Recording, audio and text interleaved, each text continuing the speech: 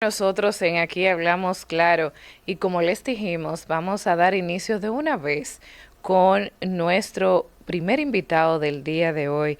Tenemos con nosotros al doctor Pedro Duarte Canán, doctor en Derecho de la Universidad Católica Nordestana de San Francisco de Macorís, República Dominicana, doctorado en Ciencias Jurídicas y Forenses, doctor honoris causa por la Universidad Nacional Evangélica de nuestro país, doctor honoris causa por la Ilustre Academia Iberoamericana de Rectores y Directores de Costa Rica, también máster en Sociedad Democrática, Estado y Derecho de la Universidad del País Vasco en España, magíster en Derecho Penal Material de la UAS, especialista en Derecho Procesal Penal de la Universidad Alberto Hurtado de Santiago de Chile, especialista en Derecho Procesal Penal y Derecho Penal de la Universidad de La Habana, Cuba, especialista en Derecho Procesal Penal de Costa Rica, abogado, litigante, doctrinario, ex catedrático universitario, facilitador y además conferencista internacional,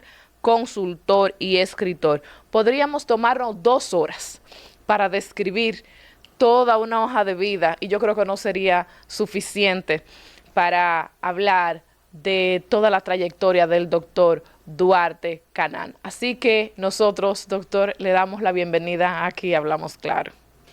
Pues gracias, Priyanka, y un cálido saludo a toda la comunidad digital de este espacio.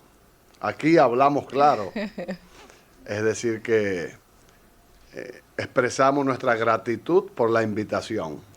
Bueno, doctor, son demasiados temas lo que podríamos tratar y yo quisiera empezar quizás por el que crea, aunque mucha gente no lo entienda, el que crea menos polémica en este momento, que son las modificaciones al Código Penal de la República Dominicana, antes de entrar ya en materia con el tema de los casos y situaciones que se están dando en el sistema jurídico dominicano. Su opinión sobre estas modificaciones que se han hecho al Código Penal de la República Dominicana y qué otras consideraciones tiene al respecto. Sí.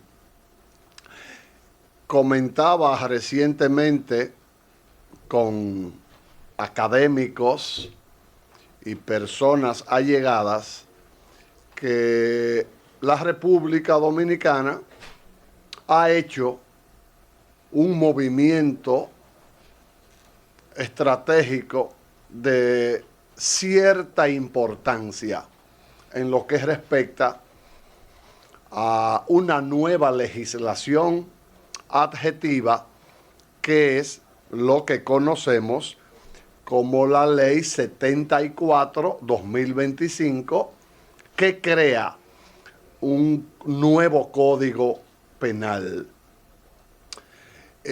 Los cambios generan multiplicidad de reacciones. Los seres humanos con frecuencia nos resistimos a los cambios, pero en sociedades democráticas, por lo menos conceptualmente hablando, en toda sociedad democrática, debemos aprender a vivir con el disenso. En cuanto a ventajas, desventajas, luces y sombras de esta nueva legislación, bueno, nosotros saludamos la nueva legislación, pero eso no significa que otorguemos una aquiescencia total a la misma. Toda ley es el producto del ser humano. La ley nace en el Congreso de la República. La ley la concibe, la articula el legislador. Yo, por ejemplo, me inclino más por lo bueno que por lo perfecto. Algunos persiguen la perfección, otros optan por lo bueno. Lo bueno es matemáticamente superior a lo perfecto. Entonces, se discuten los distintos escenarios académicos de que es imposible aspirar a una ley perfecta. ¿Por qué? Porque esta es el producto del quehacer humano. Entonces ahí viene la añeja, la decimonónica discusión filosófica de si somos perfectos o imperfectos los seres humanos. Somos perfectamente imperfectos. Entonces, esta nueva legislación, en un periodo de vacatio legis, en un periodo de 12 meses, tendrá que ser necesariamente ajustada. Hay puntos muy conflictivos, hay puntos muy contradictorios que tienen que ser revisados. Pero en principio saludamos la nueva legislación. Hemos dado una especie de salto cuántico, una especie de salto de fe. Y hemos renunciado a una legislación del siglo XIX. La sociedad dominicana merecía una nueva legislación que esté a tono con lo que es la fenomenología del crimen. Fíjese que el crimen no desaparece, el crimen se recicla. En mi época de mi primera juventud se hablaba de el crimen de asesinato, el crimen de los crímenes capitales. Ahora estamos hablando del fenómeno de criminalidad organizada. Estamos hablando del cibercrimen, la cibercriminalidad, la criminalidad en el ciberespacio. Es decir, el fenómeno de la criminalidad lleva la velocidad de la luz y va 5 pasos por delante de las políticas criminales que desarrollan los estados. Cuando el Estado reacciona y observa la fenomenología, ya la criminalidad organizada pues lleva 10 pasos por delante. Esta legislación puede ser ajustada, es una legislación perfectible, se pueden corregir puntos muy contradictorios que presenta, pero saludamos y recibimos con beneplácito esta nueva legislación, a sabiendas de que no es ni será una legislación perfecta, porque no existe ni siquiera en el mega imperio, ni siquiera en los Estados Unidos de Norteamérica, existe una legislación perfecta. Doctor, ¿qué opinión le merece la acumulación de penas hasta 60 años?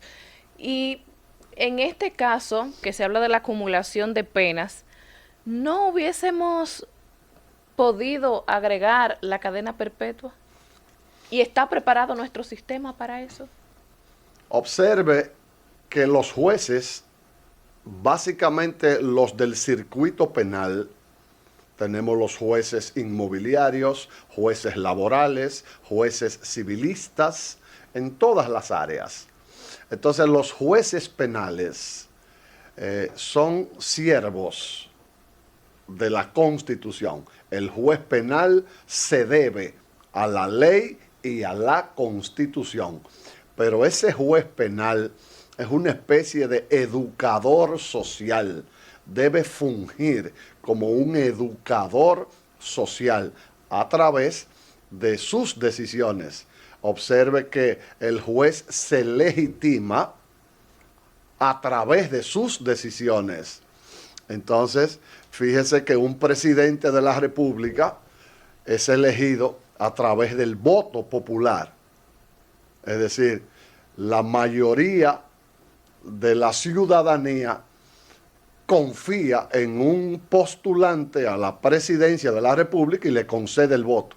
Los jueces en República Dominicana son elegidos contramayoritariamente. Es decir, no es el pueblo el que elige a sus jueces. Ahí hay un mecanismo de elección contra mayoría. Entonces, cuando el juez se legitima, porque una cosa es lo legal, una cosa es lo justo y otra cosa es lo legítimo. Y eso lo explica bien la filosofía. Entonces, el único mecanismo para que el juez se legitime en su posición es a través de decisiones justas que estén a tono con el contexto. Recuerde que una cosa es el contexto, otra cosa es el texto. Y que un texto fuera de contexto es un pretexto. Entonces, hay sentencias que son legales, pero son injustas. Entonces, el juez, en su rol de pedagogo social, tiene que producir no solo una sentencia legal, sino tratar de que la misma sea justa. Y una de las grandes máculas, una de las grandes manchas que tiene el sistema judicial dominicano es eso que usted escucha constantemente, la mora judicial, el retraso en la administración de justicia, cómo muchos procesos se eternizan, procesos que tienen 4, 5, 6, 7, 8 años. Vamos a suponer que a los 7 años el juez produzca una sentencia justa. 7 años después, la esencia se diluye porque una justicia tiene que ser pronta, justa, legal, efectiva y contextualizada. De ahí que se impone que todos los actores del sistema cooperen, contribuyan en aras de que nosotros como país, como sociedad, podamos dar el verdadero salto de fe y colocarnos en niveles estandarizados mínimos, por lo menos en el continente americano. Doctor, yo siento que nuestras universidades se han convertido en universidades de delito, para el delito. O sea, una persona con un crimen menor es encarcelado, pero allí está con todo lo peor. ¿Considera usted que deberían dividirse los privados de libertad según el renglón de los delitos que cometen? Sí. Nosotros hemos articulado una tesis, una corriente de opinión que debe tener 25 años. Tenemos aproximadamente 25 años sosteniendo y defendiendo el criterio de que el complejo penitenciario, el esquema penitenciario nacional tiene que consumar lo que se conoce en todo el continente americano como segregar a los reos, la segregación, la separación, tomando en cuenta el tipo de infracción que ha cometido. En República Dominicana aún no se ha podido consumar lo relativo a que los internos privados de libertad, reclusos, reos, como se le quiera llamar, no se ha podido lograr separarlos, segregarlos por delitos, porque aquí tenemos a un interno preventivo, que es aquel que está a la espera de que su caso se ventile. Aquí está con un infractor condenado. Entonces aquí, evidentemente, las estadísticas nos plantean un colapso, un fracaso cuasi total en el sistema penitenciario dominicano. Yo puedo decirle a usted que tenemos al mes de enero de este año, la estadística que manejamos es enero de este año, 28,000 internos en toda la geografía nacional, 28,000 privados de libertad, divididos en 44 centros carcelarios. 62,5% de ese total pertenecen a internos preventivos. ¿Cómo va a ser? Oiga bien, de 28,000 internos en todo el espectro penitenciario dominicano, 62,5 son internos preventivos. Entonces, 37,5, le estoy hablando con estadística, 37,5 corresponden a internos condenados.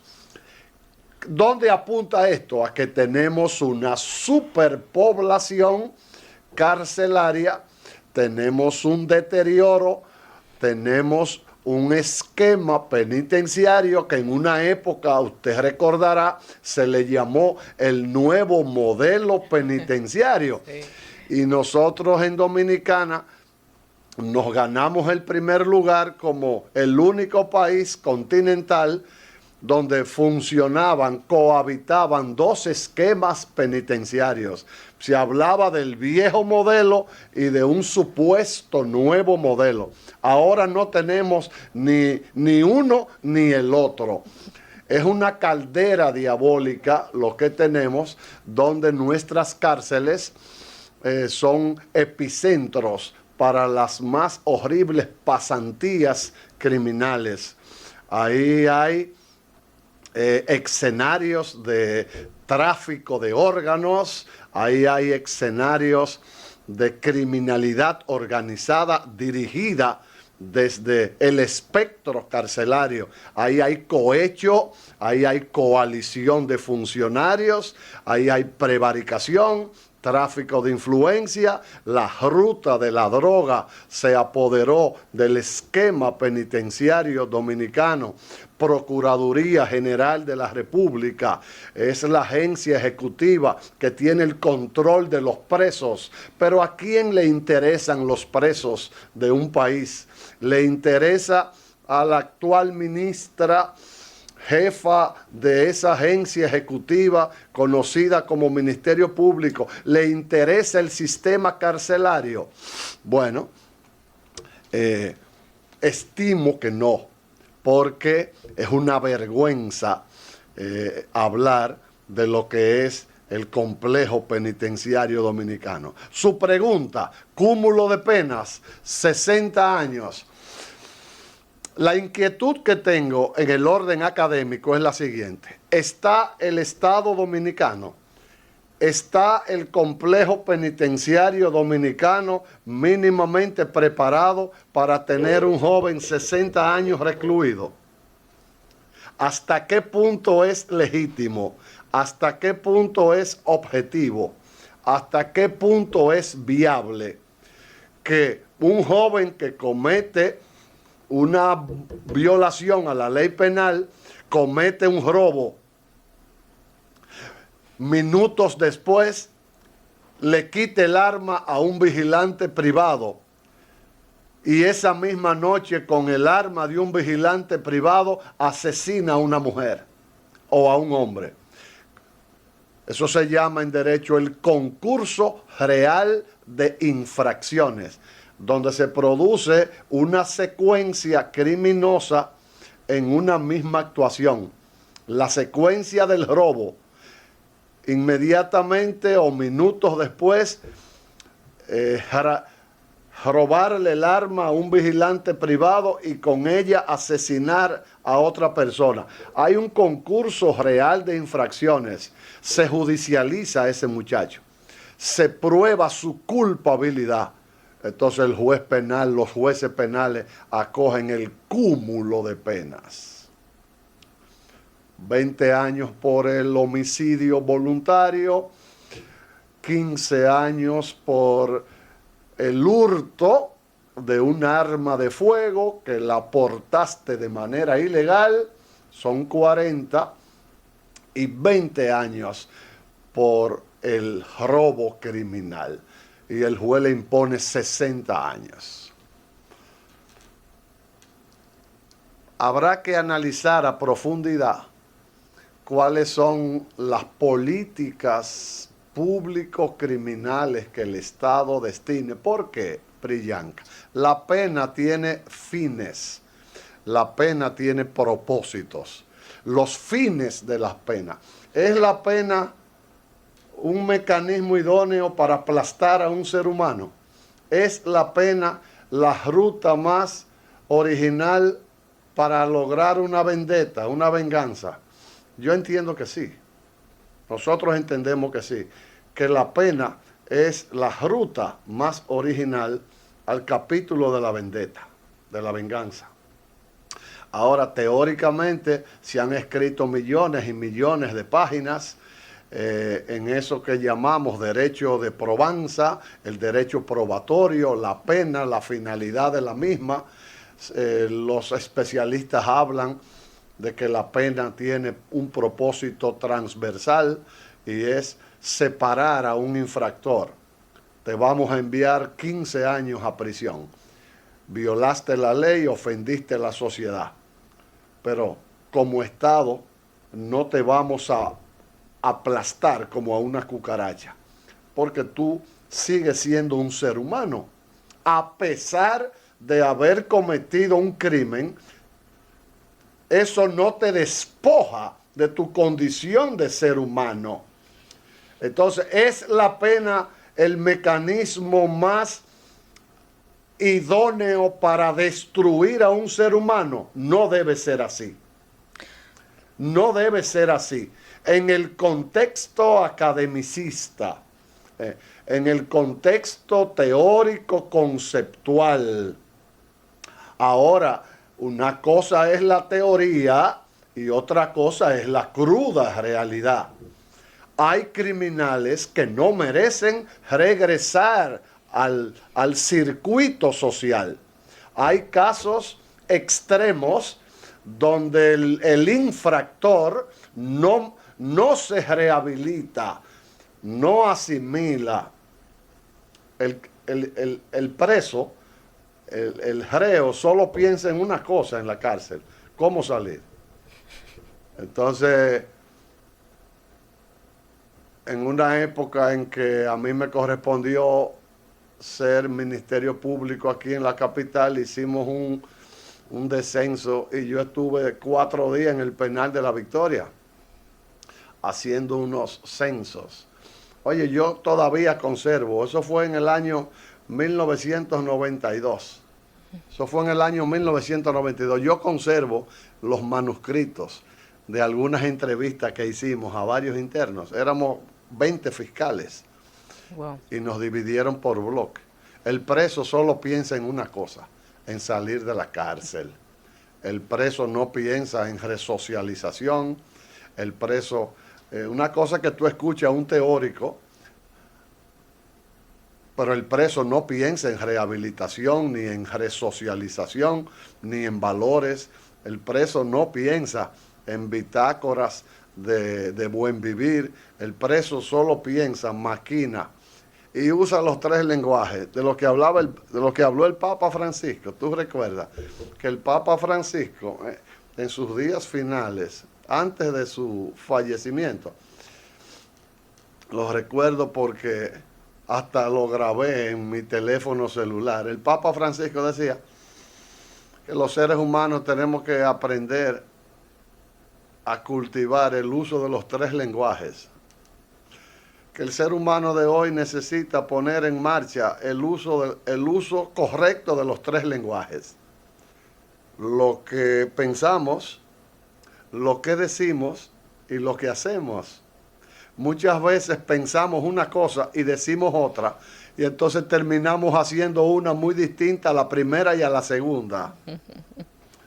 Entonces, el preso dominicano solo piensa en salir de la cárcel bajo la artimaña o artificio o artilugio legal que sea.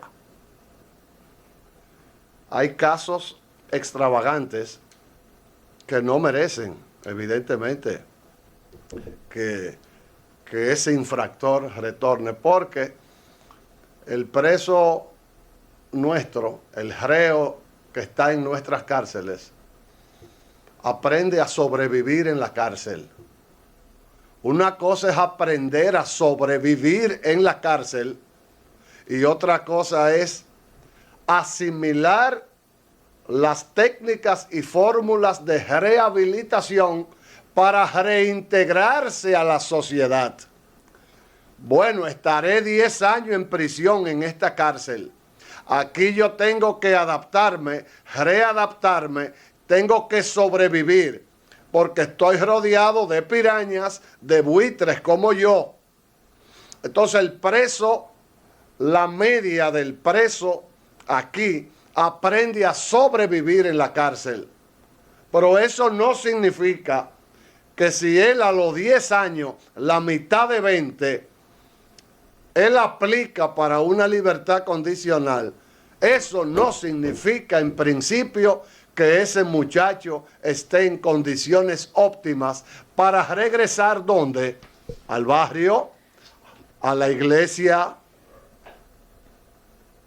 y que tú lo invites a tu casa y que tú permitas que tus sobrinos lo saluden.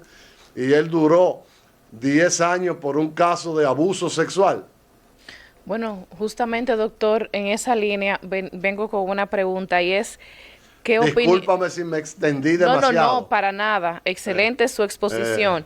Pero quiero, y esto usted me lo va a responder después de una breve pausa, quiero que me responda qué opinión le merece la castración química, en especial ahora que estamos viendo unos casos terribles, sobre todo de abuso sexual en grupo, que hace quizás más de 10 años fue depositado ese anteproyecto de ley por la Fuerza Nacional Progresista, de hecho, y se negaron, especialmente las mujeres de aquel momento se negaron algo como esto, y el tema ha vuelto a la palestra debido a estos casos, y sobre todo la castración química para este tipo de casos, y un caso muy especial que quiero que usted me dé su opinión, y es el caso Paola Languasco, que vuelve a la palestra con su asesino. Pero todo eso después de una breve pausa. Volvemos. Mi primer pensamiento. La televisión cambió y nosotros fuimos los primeros en dar el paso. Nosotros tenemos la mayor reserva de oro de toda esta región. Yo creo que aquí hay que alertar a todos los sectores de la sociedad. El Nuevo Diario TV, primer canal totalmente digital de la República Dominicana.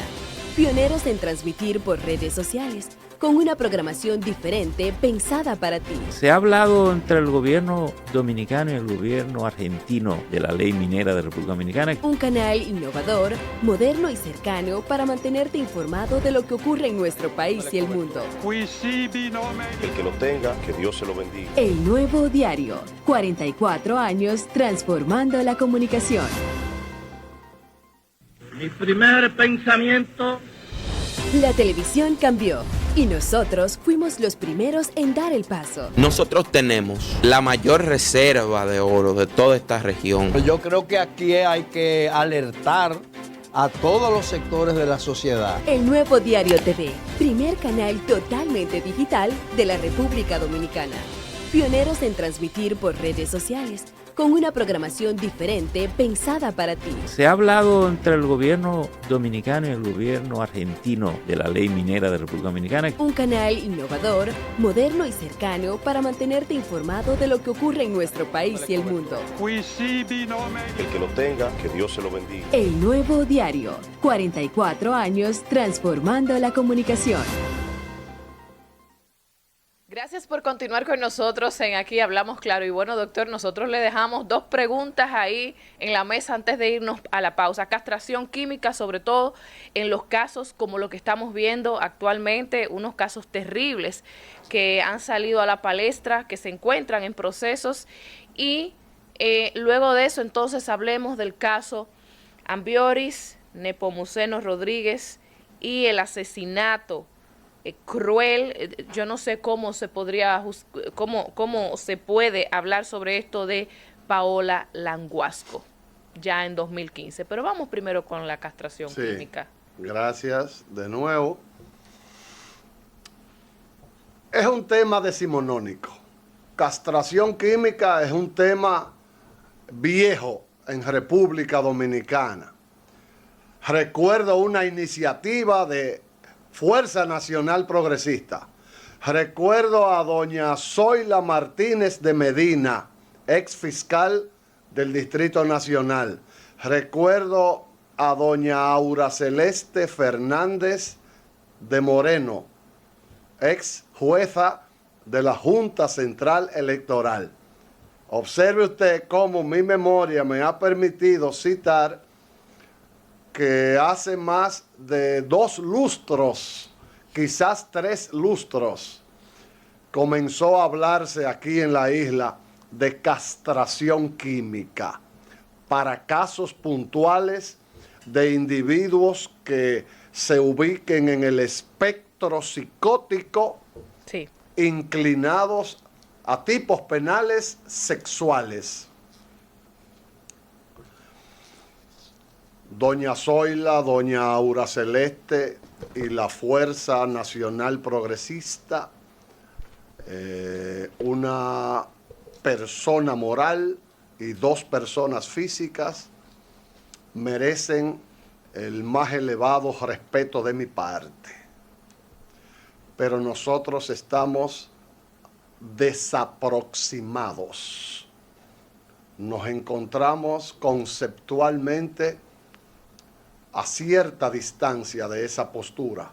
Hemos visto que recientemente Fundación, Institucionalidad y Justicia Finjus. se monta en la ola situacional momentánea.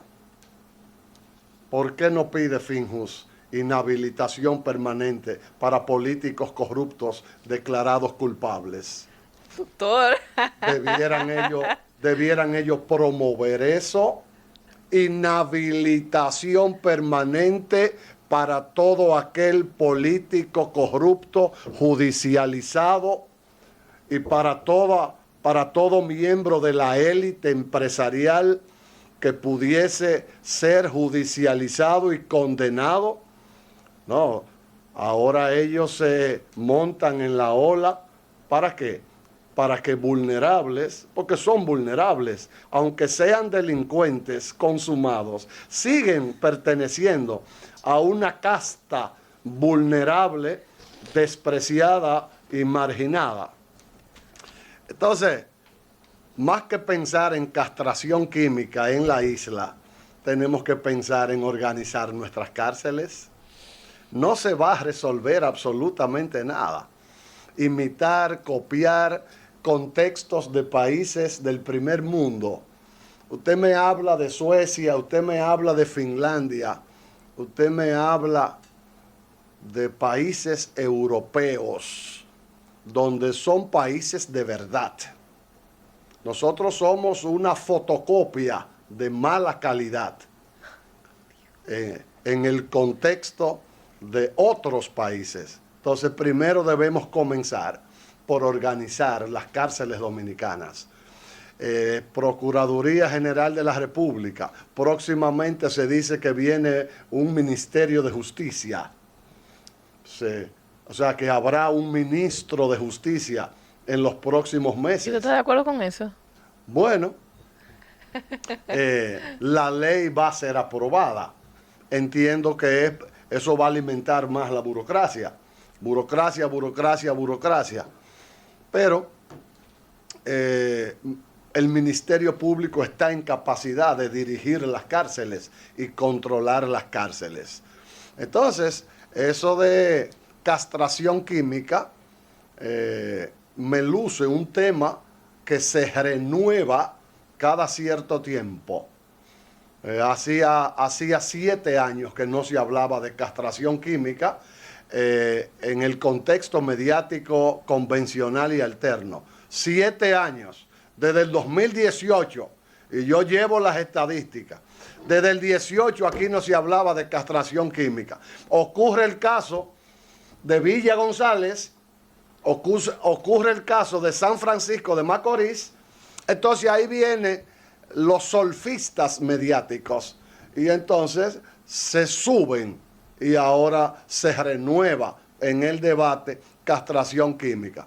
Eso es un aliciente momentáneo, un tema que le gusta a las masas escucharlo, pero evidentemente que no me parece procedente.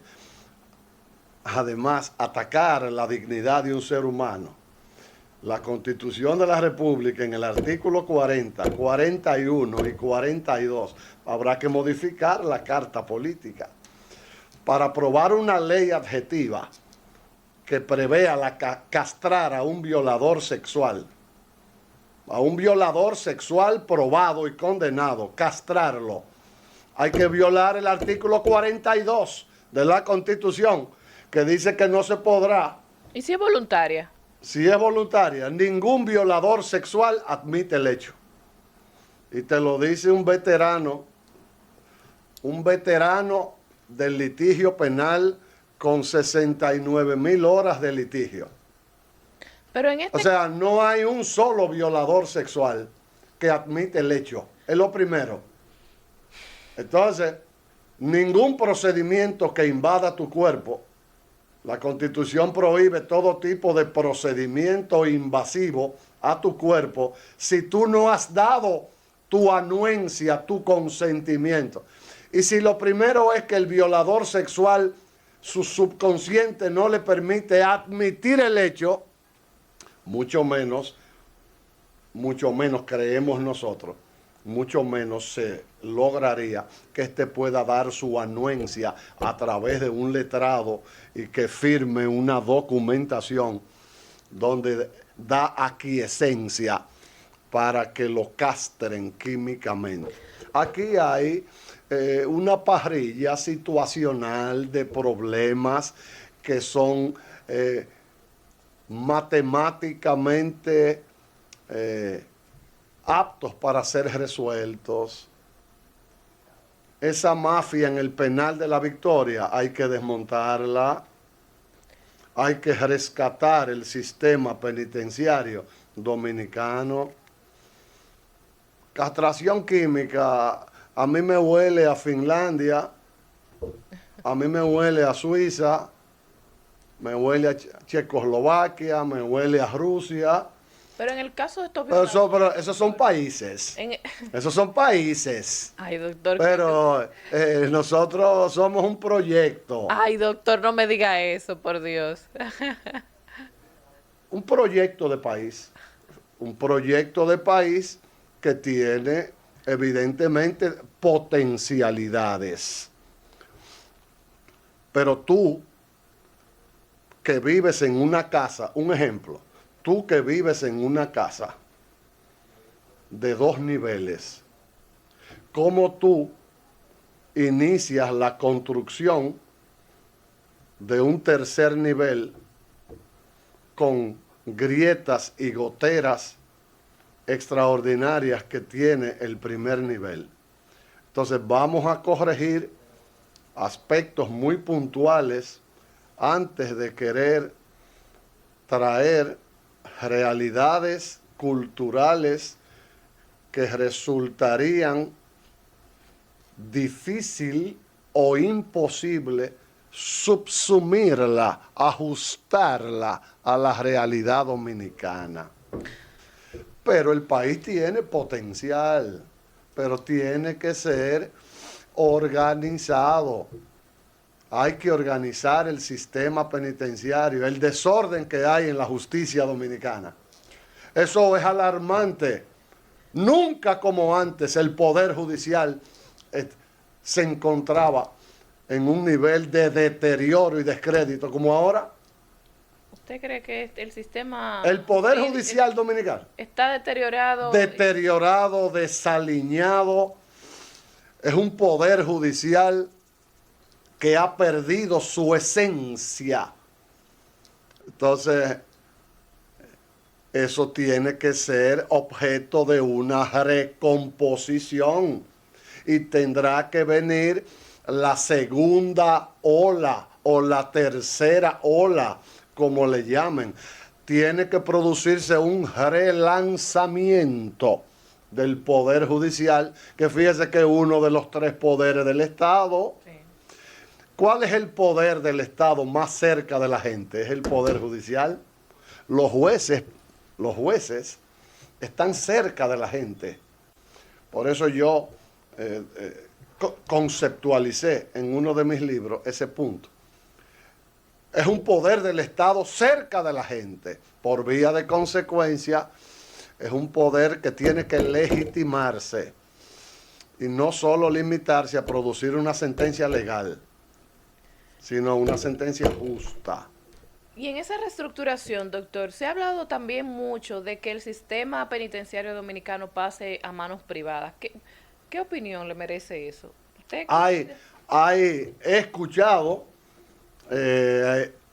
la postura de algunos opinantes, algunos especialistas han hablado de la posibilidad de que el sector privado, como ocurre en otras latitudes, de que el sector privado administre las cárceles.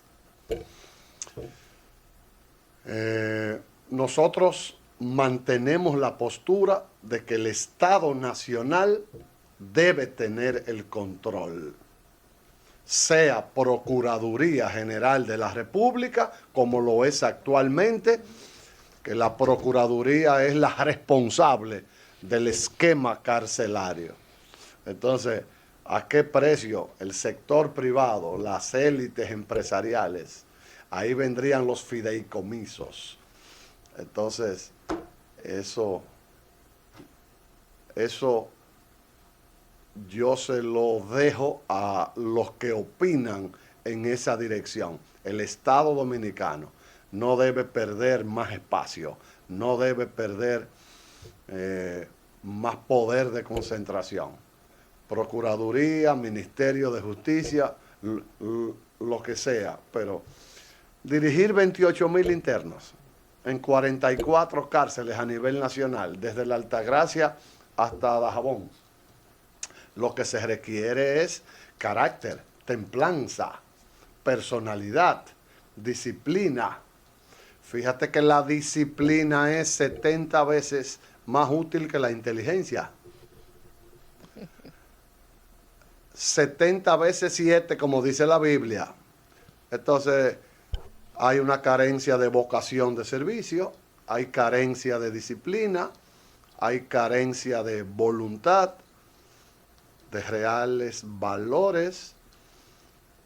No llega el más inteligente, llega el más astuto, el más hábil. Fíjate que el éxito no le está reservado al más inteligente. El éxito no está reservado para el que tenga más títulos. El éxito no le está reservado al que estudió en una universidad europea o norteamericana. No. Entonces tu IQ puede ser de 120 y el mío de 60. Pero es probable que las mieles del poder la disfrute el de 60 y no el de 120. Como está pasando mucho ahora. Como está pasando mucho ahora. Entonces, el Estado Dominicano que tome el verdadero control del esquema carcelario, y eso debe ser objeto de una purga, tiene que producirse una purga y darle carácter. Entonces, lo que sí yo creo, Priyanka, es que los presos tienen que volver el trabajo forzado. Estoy de acuerdo. Lo que sí tiene que rescatarse es el trabajo forzado. El ocio, recuérdate cuando éramos jóvenes, tú y yo, que estábamos en la escuela, nos decían, el ocio es la madre de todos los vicios. Sí. Lo que hay que rescatar es trabajo forzado. Ese violador sexual, condenado a 60 años, tendrá que ganarse los alimentos en base a un trabajo forzado de día, de tarde y de noche. Eso sí hay que rescatarlo aquí. Entonces, 28,000 presos en 44 cárceles. Estamos hablando de que 10,000 celulares. 10,000 celulares en las cárceles, con antenas de internet, con parábolas, con los dispositivos electrónicos más modernos. Y todavía aquí se habla de qué. Entonces, eso hay que retomarlo. Hablando de las situaciones que ocurren en las cárceles. Usted me hizo la pregunta de la Sí, justamente ahora voy la voy señora a esto. Languasco. Sí, quisiera que me colocara la imagen, Luis, por favor, que te he mandado, si la tienes disponible, de Ambioris Nepomuceno Rodríguez, que en 2015, bueno, en conjunto con otros, Sí. este sujeto, que una sonrisa muy interesante que tiene, que no se le ha borrado todavía de la cara. En 2005 se habla del crimen a Paola Languasco, a la abogada Paola Languasco. Yo no lo diría como un crimen, como un simple crimen, porque ahí hubo de todo, de todo. Y se hizo acompañar de otros, de sus cómplices, ¿no? Él está condenado a 20 años. Recordemos que aún con una orden de arresto, una orden de captura, salió hacia España. No se sabe con ayuda de quién, nunca lo dijeron, pero bueno. Con una orden de captura salió a España, allí cometió delitos, estuvo preso 4 años, por lo tanto regresó al país en extradición, lo trajeron en extradición 2018, 2019 aproximadamente. Lo que quiere decir que el sujeto lo que tiene son 6 años y ya ha apelado en 2 ocasiones, 2024 y ahora 2025. Doctor, yo voy a dejar que... Tiene una nota ahí. Yo tengo algunas de las noticias sobre este sujeto aquí. Ah, correcto. Sí, aquí tengo 2 más, doctor. Correcto. Que yo voy a dejar que sea usted quien opine al respecto de esto, porque él está buscando su libertad condicional y ni siquiera ha cumplido 10 años, pero que un sujeto como este, me voy a ahorrar detalles aquí que nunca salieron a la luz pública porque no me compete a mí decirlo. Una persona como este son de las que yo pienso que nunca deberían volver a ver la luz de la sociedad. Correcto. Bueno, estimada Priyanka, este caso es un reto para la jefa del Ministerio Público, que es oriunda y nativa de la zona norte del país. Claro, ella es la ministra para toda la República. Pero esto retoma lo que estábamos usted y yo hablando. Dice el padre de la interfecta, la señora Languasco, que a este joven lo sacan cíclicamente de la cárcel porque las cárceles dominicanas son apéndices del crimen organizado. Entonces, las cárceles nuestras están dirigidas por élites, por células criminales de la propia población reclusial y con agentes confabulados a esas operaciones mafiosas. Este individuo que asesinó a la doctora Languasco, porque no vamos a ensuciarnos la boca mencionando ese nombre, ese sujeto evidentemente no merece el beneficio de... Lo primero es que él tendría que cumplir la mitad de la pena impuesta.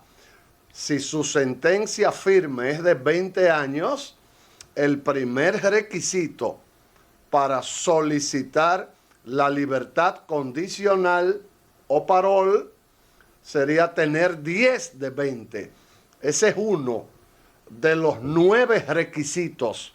Entonces, él tendría que ser presentado ante un juez de ejecución de la pena. Tenemos una noticia reciente de un joven que fue asesinado en el barrio de Herrera, Santo Domingo Oeste, sentenciado a 10 años en un caso de asesinato, tentativa de asesinato contra un atleta de alta gama y a los 5 años un juez le concede la libertad condicional, no es un derecho, es un privilegio. Fíjate que cuando yo voy al consulado norteamericano a pedir una visa,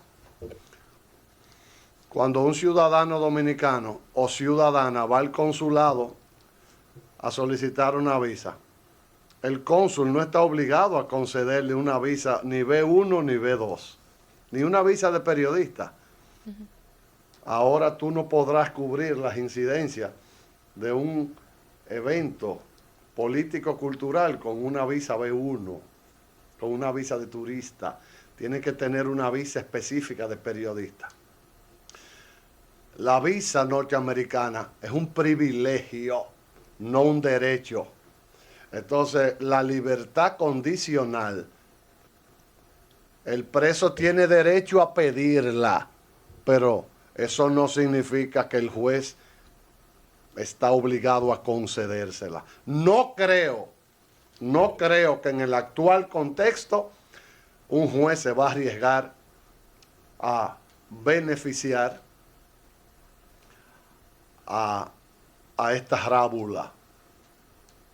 No creo que lleguemos a ese nivel, pero la señora Procuradora General de la República debe tener las antenas bien alertas con el caso de la señora Languasco, una abogada puertoplateña asesinada por este sujeto y que escapa de República Dominicana, se va a España y hubo que extraditarlo 4 años después.